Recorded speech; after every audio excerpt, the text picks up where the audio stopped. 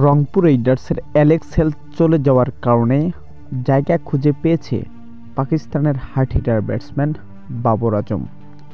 রংপুরের সাথে 6 ম্যাচের চুক্তিতে ছিলেন অ্যালেক্স হেলস। বরিশালের বিপক্ষে সেটাই ছিল তার শেষ ম্যাচ। মূলত লঙ্কান টি10 লিগে খেলতে যাওয়ার জন্য বিপিএলে বেশি সময় ধরে থাকছেন না। কিন্তু সবচেয়ে খুশির খবর এটা যে ফাইনালের আগে আগে আবারও দলে আসতে চলেছে অ্যালেক্স হেলস। এদিকে আবার হেলসের জায়গা খুঁজে পেয়েছে বাবর আজম রংপুর রাইডার্সের জার্সিতে। এর আগের বিপিএল শেষ করছে এই তারকা।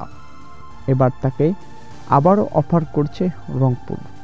সব কিছু ঠিকঠাক থাকলে সৌম্য সরকার সহ বিপিএলে আবারও পরিবর্তন আসতে চলেছে রংপুর রাইডার্সের। বিশাল এক শক্তিশালী স্কোয়াড গড়তে পারে রংপুর রাইডার্স।